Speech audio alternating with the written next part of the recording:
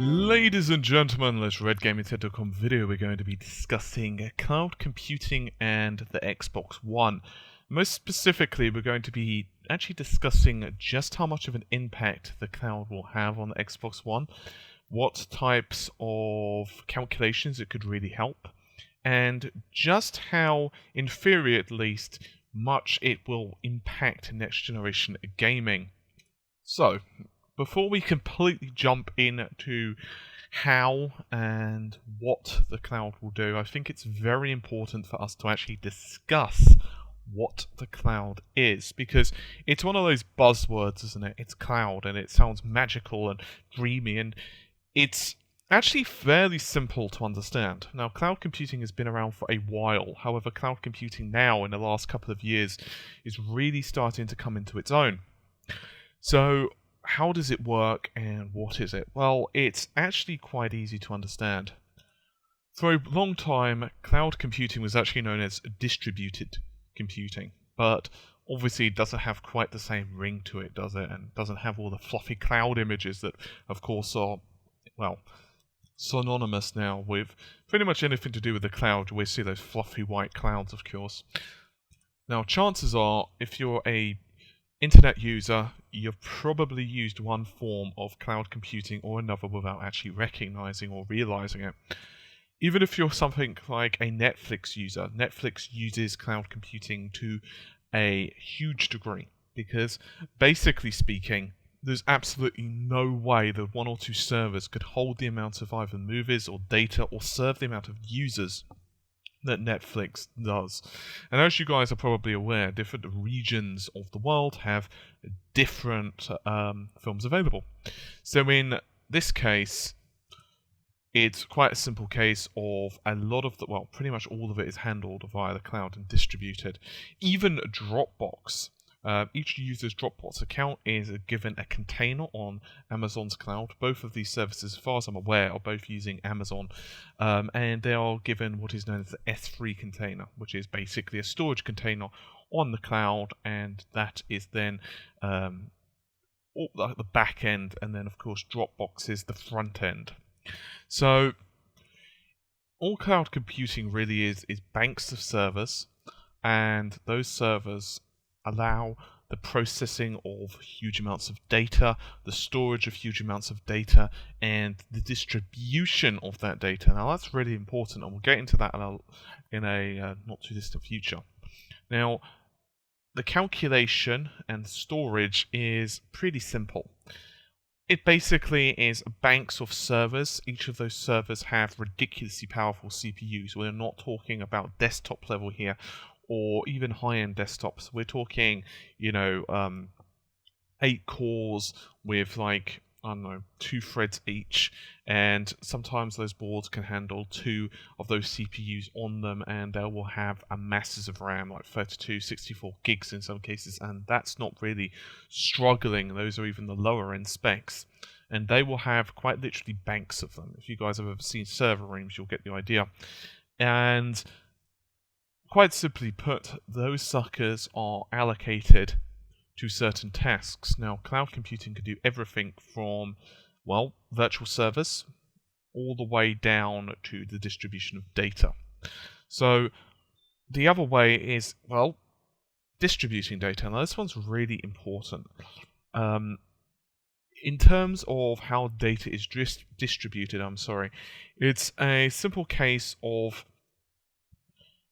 the data is usually kept, multiple copies of the data on various servers around the world. And this is what's known as a CDN, or Content Delivery Network.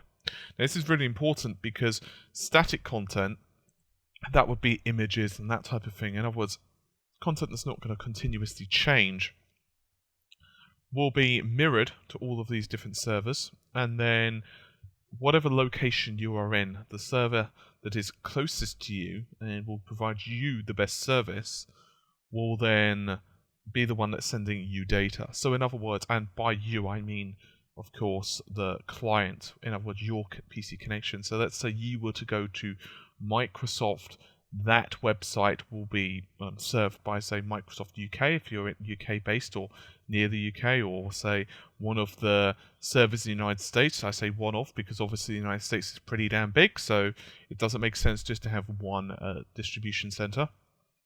Okay, so now we've got a very basic understanding of what the cloud is. I'm sure some of you knew it, but it's good just so all on the same page. Now, one of the aspects of the PlayStation 4 that everyone is really excited about is just how much GPU and CPU power it has. And of course it has around 1.84 teraflops of GPU processing power. And a few people were very critical, quite a few people were very critical about the Xbox One because obviously it has about 1.2, which is significantly less. However, Microsoft assures us quite vehemently that don't worry about it, we've got you covered, bro. We have this cloud computing, and not only do you get around 5-ish T-flops of actual computing power at the start, but it will keep growing and growing and growing. So, how much of this is marketing? How much of it is true? And just what will it impact for you as a gamer and you as a consumer? Their rule of thumb, talking about Microsoft of course, is that for every one of the Xbox Ones available, so in other words, every Xbox One that is sold and in your home, they want to have the power of another 3 of them in the cloud and available. Now they're doing this initially by setting up 300,000 servers, which is, well, a lot of servers and a lot of computational power. Now those servers, of course, are going to be distributed around the world. And if you add all of that together, plus the console's power, of course, you look at around 5 teraflops, or 5 TF, whatever you wish to call it. So, just how powerful is that? Well, if you just look at the pure numbers, and of course that's what Microsoft are expecting you to do, or hoping you do, that means you're about 2.5 times more powerful than the PS4. That means that you're up to the same standards as a very high-end gaming PC. Now, we're not talking about the highest end gaming PC, but you're certainly up there. But it's not just a case of looking at the numbers, and we're going to go into this quite a lot over the next, however long this video turns out to be. You know me, I don't really have these things that well planned with numbers like that. So, yeah. It's not really just a case of amount of computing power. There are a number of other factors that we must also take into account before we talk about, or shall we say, before we make such conclusions. I think that would be the best way. Now, cloud computing is one of those things that is definitely going to continue to grow. And in some aspects, it's absolutely phenomenal. The problem is, certain things are very sensitive to timing. Now, what this basically means are 2 challenges automatically crop up. And right now, there isn't that much we can do about them. There are things we can do to mitigate them. And there are certain remedies we can put in place to reduce how much they impact the game. We'll talk about those in a moment. But those 2 challenges are latency and bandwidth. Now, there's a huge difference between bandwidth and latency. I don't really think I need to explain this to you guys, but latency is basically how long data takes to go back and forth between the server. Bandwidth, however, is how much of it can transfer simultaneously. So, right there, this means that you get some issues with certain types of games and certain calculations in games. Because oftentimes the speed of the CPU, or whatever it's using to process, indeed, I would not be surprised, as a slight aside, if these servers actually have high-end GPUs in as well, because the GPUs will most likely help with parallel processing. And we've discussed quite extensively what parallel processing is, and how it has certain benefits. It's certainly not better than standard processing that a CPU can do, but GPU processing certainly has merits. For example, video decoding, AI, physics, and all the other good stuff that we've spoken about a couple of times previously. But the convoy, as I always say, the convoy can only sail as fast as the slowest ship. In this case, the CPUs are ridiculously fast, so that's great. However, the problem is they can only process data as fast as that data can be sent to them. Now, the internet is definitely getting faster. There's no way in hell that we can disagree right with that. However, it's still slow compared to, well, memory bandwidth. Okay? Let's just take my internet connection. Why my internet connection? Because A, it's fast, B, I've got it. So in other words, I can better tell you guys how fast it is because I have it, so we can go with something, a metric that I very easily understand. My internet connection is around 120 megabytes per second. That's download speed. Upload speed's about 12 to 14 megabits per second, right? But let's talk about download, just to give us one figure, because I think it's important to have one figure as a constant rather than have lots of variables. It makes discussion a little bit easier. Let's talk about that compared to a memory bandwidth. Now, 120 megabytes per second sounds really fast, and it is. You know, that allows me to download things pretty damn snappily. But if you compare that to, say, memory bandwidth of, say, let's not even talk about the PS4, because obviously that has GDDR5. Let's even talk about the DDR3 and the Xbox One. Well, you're looking at about 68 gigabytes per second. We're just going to round this up, because I'm not going to quibble over just a few hundred megabytes per second. When it comes to 68 gigs, you can see there's a slight discrepancy there. So I don't think it takes a particular, computational genius or anyone with great knowledge of computers to understand that obviously right there are some obvious limitations that somehow have to crop up. Basically, what will have to happen is your console will have to say, hey, you need this data, okay? Because obviously it needs to make a request first. Once the request has been sent to the server will process it. However long that takes, it's most likely going to be pretty damn fast because, well, they've got ridiculously fast servers.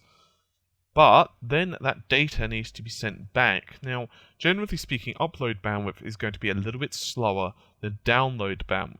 However, generally speaking, upload is not so important because it's just going to say to you, hey, what do I do here? And then the download is going to be like, okay, well, you need to do this, this, and this. Otherwise, it's going to be streaming data.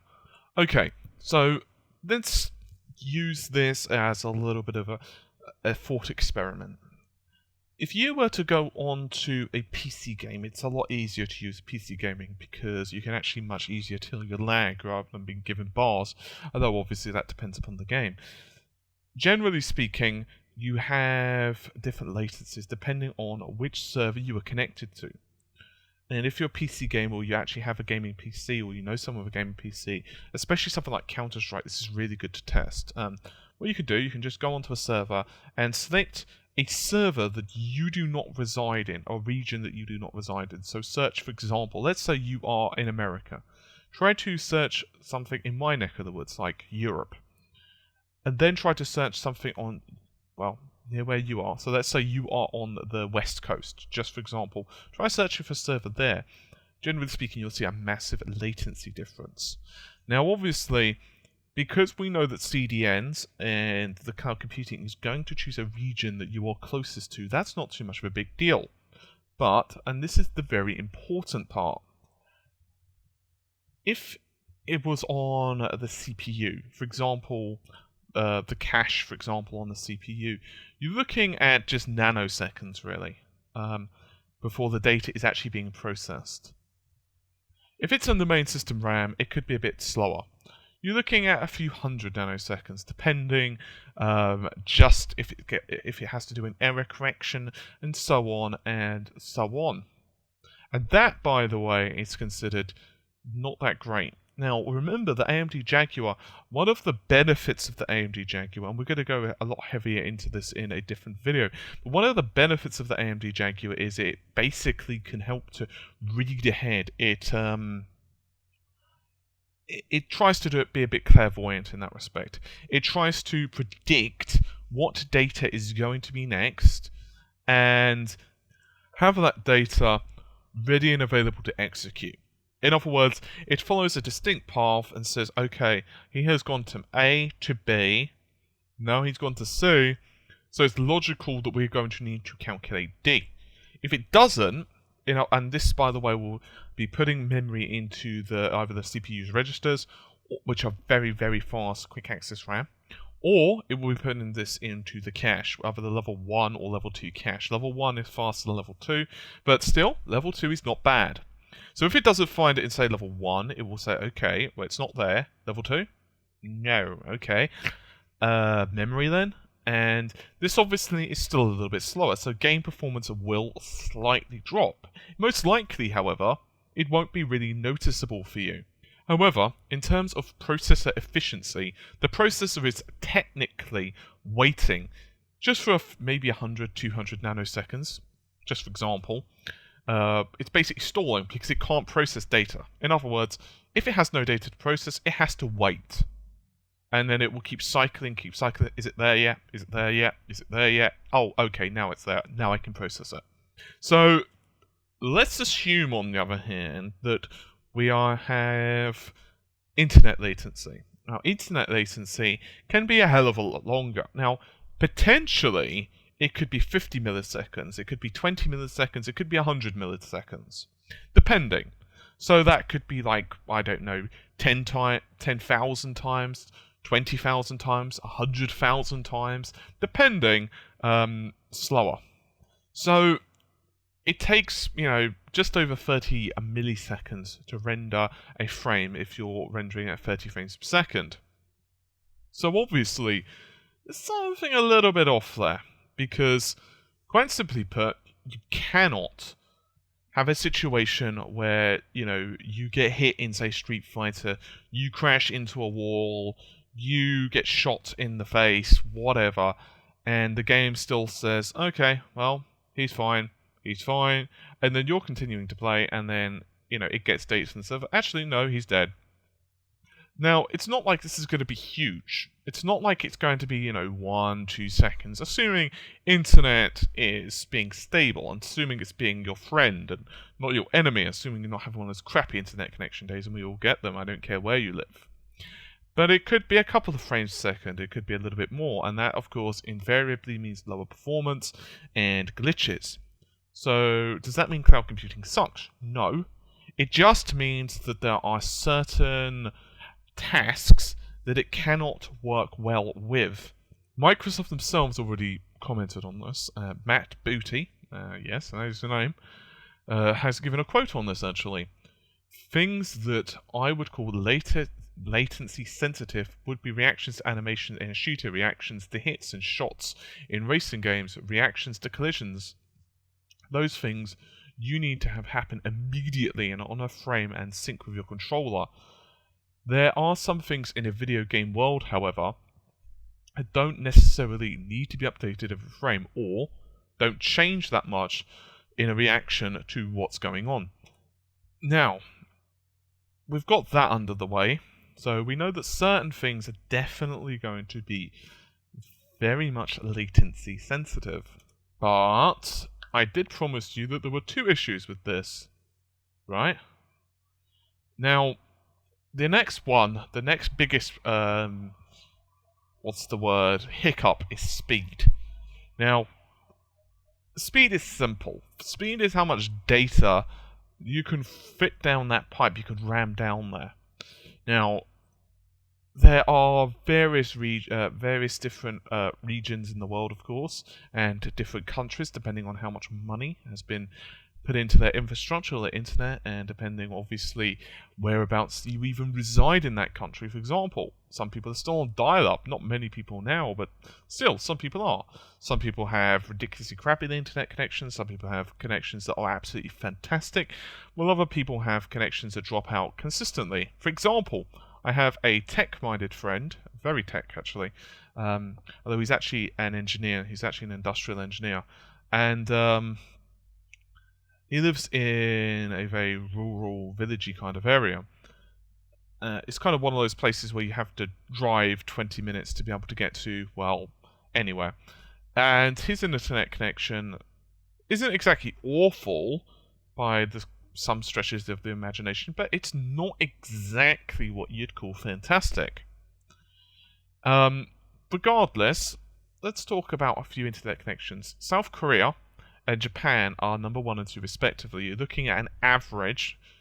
That's important to note. That doesn't mean the fastest, that doesn't mean the slowest, just what the average person has.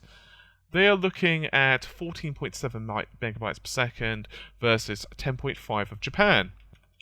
Okay, that's not bad, right?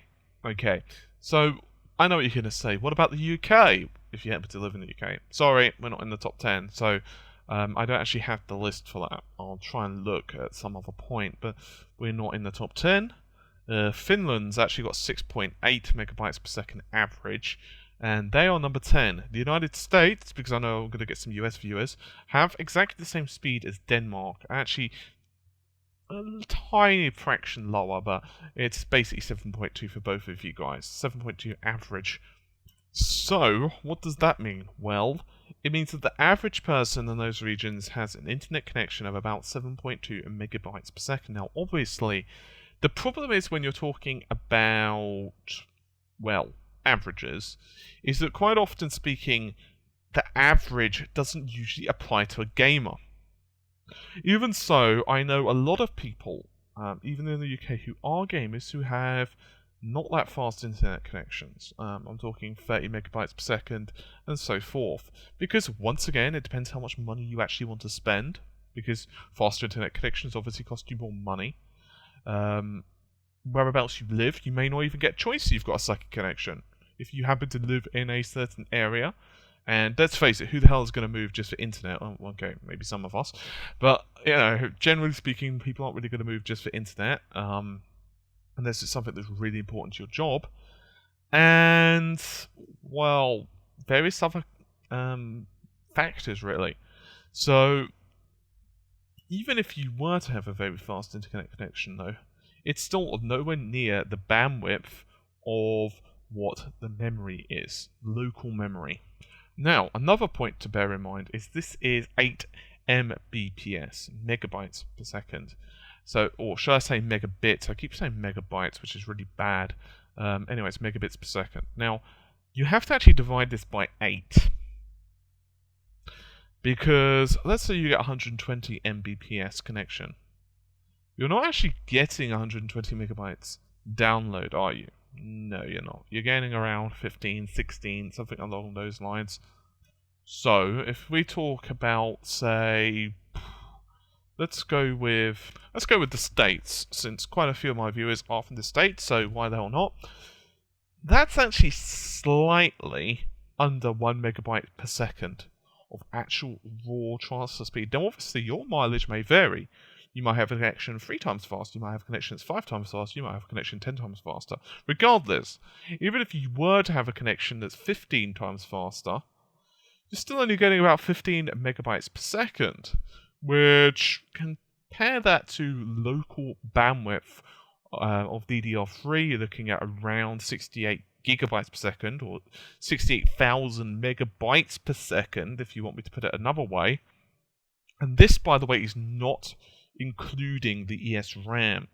Now, if we would compare this to the PlayStation 4, now the PS4, from what the rumors of developers and so forth, we know they've got about 20 gigabytes per second for the CPU, or about 176 gigabytes per second total But think about it. Let's say you've got 20 gigabytes per second for the CPU, which, by the way, is more than enough for the Jaguar CPU, because, as we've spoken about, the Jaguar CPU is not that amazingly fast.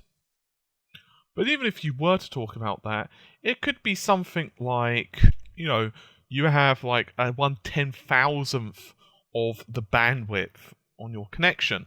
Let's just assume, for example, you had like 2 megabytes per second, and I'm talking about actual download speed, by the way, not a 2 megabyte per second connection, but the actual fastest speed you can download is 2 megabytes per second.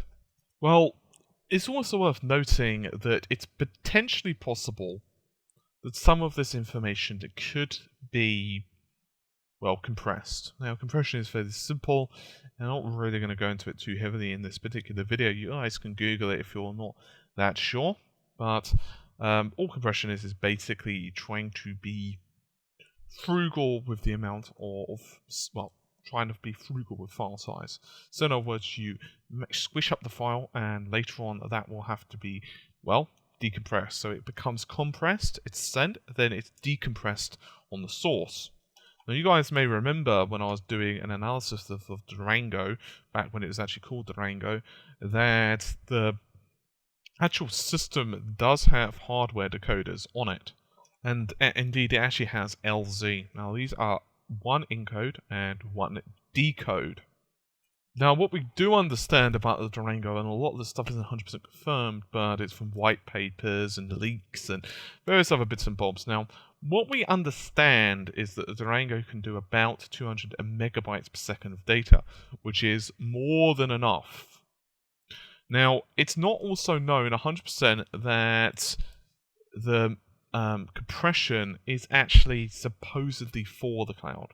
We're assuming it's for the cloud. In other words, it's a solid basis to assume it will be, because that, would make sense. So let's assume, for the purposes of this, that it is, and let's further assume that the LZ is being fairly decent. So in other words, it's being fairly powerful, it's being fairly efficient, and it's reducing it by 50%. So in actuality, your connection becomes effectively double as efficient. The problem is, if I was to, for example, give you, let's say that you had no money on you, and you were to say to me, okay, dude, could you lend me a little bit of cash? So I was to give you, just for example, $1. I'll just use dollars because, I assume quite a few of you guys are going to be familiar with it. And he was to say, that's not much. I was like, okay, you're right, that's not really going to get you anything. Okay, here's $2. You're going to give me kind of a bit of an annoyed look, aren't you? Because, double very little isn't exactly turning it into bounty, is it? In this case, we're still going to have issues. Now, that isn't to say, however, that cloud computing doesn't have uses, because we've talked about its problems, but it does have a number of benefits, and now we're going to start to get into what it can be used for. Now, Matt Booty again can come to the rescue by providing us a couple of examples. I'm going to read you guys the quote. One example of that might be lighting. Let's say you're looking at a forest scene and you need to calculate light coming through the trees. Or you're going for a battlefield and have a very dense volumetric fog that's hugging the terrain. These are things that involve complicated upfront calculations when you enter the world, but don't necessarily have to be updated every frame. Those are perfect candidates for the console to offload to the cloud. The cloud can do the heavy lifting because you've got the ability to throw multiple devices at the problem in the cloud.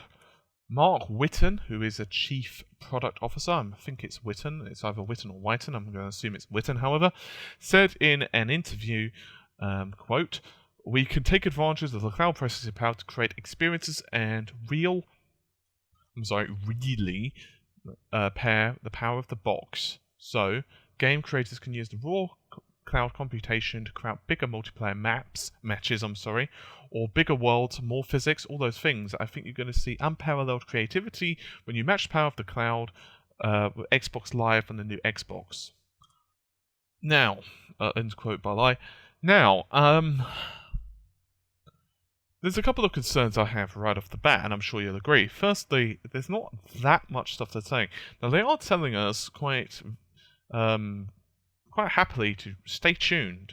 You know, we've got loads of ideas. The problem is, we know that certain things cannot be, well, calculated up front. However, as you've said before, lighting can be. So, lighting can be, fog can be, certain character animations can be, certain AI can be. Like, for example, let's take a couple of examples of games that I know. Let's say you're playing Street Fighter V, okay? And let's assume that in Street Fighter V, I don't know, there's a sun, and, you know, it's causing lighting reflections over the streets, and let's also assume that there are going to be characters all animated and various other bits and pieces, and they are going to react as you're doing various pieces. That all can be done quite happily on the cloud, without a question. However, if you Dragon Punch someone, that can't be calculated on the cloud. So what about a different game? Well, let's talk about Battlefield, for example, or any FPS is fine. But let's just use Battlefield. Certain things can be calculated quite happily on a cloud. For example, let's say that, you know, you have a battalion of men fighting alongside you in the distance. Some of that stuff will either be scripted, or maybe they'll react, you know, on their own. However, because the two characters are fighting, and, you know, maybe they're driving tanks and planes and various bits and pieces, you know, there can be a slight delay there. Especially if they're in the background and you physically cannot interact with that AI. Another example would be, the closer you get to those people, so let's say there's I don't know if there's a technical term for this, but let's just assume there's a boundary, an interactivity boundary. So the closer you get to those people, this could be really good for a game such as a melee-based combat. For example, something like Darksiders or Dark Souls or something like that, where you actually physically have to hit someone, and there's actually no combat range. For example, the new Elder Scrolls, whatever that's going to be called. So when you start getting closer to someone, the console starts to take over their calculations, because you could physically actually hit them and interact with that person. Therefore, their AI and their animations and so on are starting to become unloaded onto the console. Meanwhile, everything else starts to go. So, for example, if you start interacting with a dragon, for example, or let's say, for example, Elder Scrolls 4, or 5, shall I say, you can see how that would work. So if they're really far up in the air, they're far away, the cloud could start calculating that. And in that respect, yes, it could definitely 100% make for much more realistic environments, because they could be bigger, they could be better populated. But more than that, when you consider that this actually is alleviating stress from the system, the actual, you know, CPU and GPU, and allowing the Xbox to focus on other stuff, it does help in that respect. Similarly, it could allow a much more changing environment. For example, because on the cloud, that game could continuously run, game clocks could continue. In that respect, you could actually have, if you are not in a certain set of the world, that stuff could still be being calculated in the background. So characters could either age or marry or say die, or new tales could be created, new quests. All of this stuff could be dynamic. So in short, if you think about it, my quests could be completely different, because some of the world's actually living by itself. So think about it. You know, let's say you were on a quest with your friend Tom, just for example. You know, in the game, he's called Tom, okay? It's a very old name, don't you know?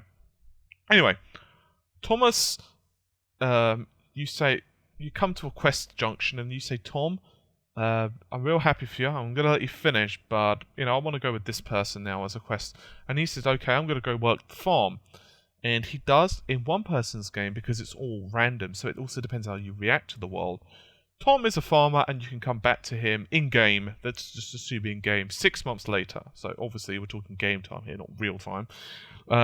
And Tom is still working that farm. On the other hand, in my game, it could be that various things, I did something to piss off a local warlord, and that warlord can't find me, but he remembers that Tom and I were quite good buddies, and they ransacked his farm and killed him.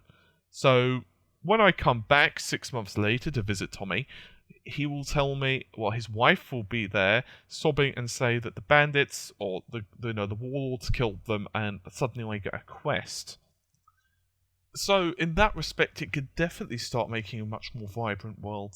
It could be fantastic for MMOs. It could be absolutely phenomenal for racing games, for example, because it could much better calculate replays, storage, and that type of thing.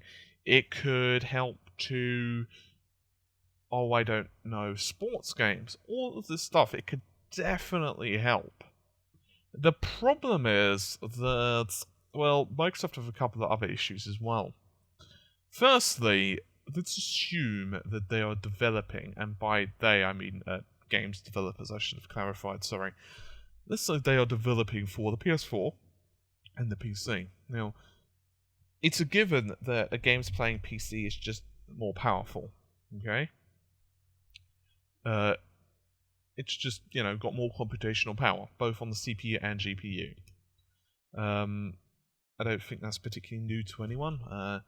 There you have it, really. But regardless, let's even assume that it was a mid-range kind of PC, so roughly the same computational power as, let's say, the PS4. So the PS4 has roughly 1.840 flops.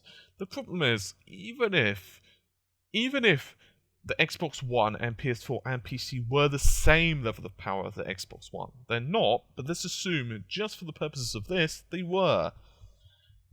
How many developers are going to actually really use the cloud? That's a big problem. Now, that's not to say all developers are not going to use it. I think there are going to be some, and I think if they do use it in very clever ways, for example, certain levels of texture streaming, for example, in certain games. For example, imagine Fable. You could theoretically have a world where you start having, forest fires that look incredible. You could have, say, proper battles. You could have huge armies. It could be pretty awesome if done correctly. The problem is, it concerns me just how many people are going to really start to code for this stuff, because it's going to be quite expensive, and there are definitely going to be limitations on it. I think it's going to be one of those pieces of technology that is either going to be really amazing, and after a couple of years developers are going to be really happy it exists, or it's going to be one of those things where the odd title uses it here and there, but when it does use it, it's pretty impressive. But most people just don't use it because it's not easy to use. I'm hoping that all made sense. It did in my head, but whether it does when you guys are listening to it. Regardless, it is exciting, but I think it could be one of those pieces of technology that we're just not ready for yet. So, yeah, it's nothing to do with Microsoft. I really love their Azure service, actually. I actually use it. And it's very powerful, without question. And think about it, though. Let's assume that the Xbox One could continue to grow through the cloud forever. So let's assume that every year, another Xbox One, the equivalent of it, is added to the cloud. So let's say in 5 years' time, you've got the power of, let's say, 8 Xbox Ones plus the original. So let's actually round it up. Let's just say 10. Okay. Fantastic.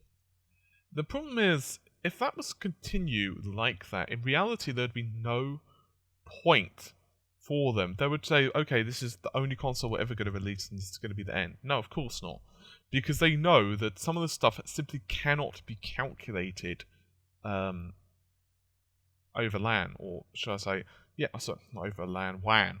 a wide area network, or basically over the internet. It's just not possible. In several years' time, we don't know the state of our internet connections, but there's still going to be that latency. And I think it's going to be there for some time. But regardless, the technology itself does have some nice implications, and I think that it could well be pretty awesome. It could well have some pretty impressive worlds actually created because of it. As I've said, my only concerns are latency, so it won't be able to be used in all things. How many developers are actually going to use it? And honestly speaking, some games are just going to play better than a PS4, or at least on par, because some games, they just inherently work better being processed locally. It's that simple. You know, there's no other way to sugarcoat it, there's no other way to say it, it's just that they will work better locally. But just how much of a difference is really going to make, and definitely the Xbox One being able to offload some of that computational stress is going to be quite important. Last thing I'll say before I close off the video, I think it's also going to heavily depend on how easy it is for developers to really use the cloud. Anyway, I think that's about it for this particular video. It's been a fairly lengthy one. Hopefully you've enjoyed it. I will see you soon. Take care, and bye for now.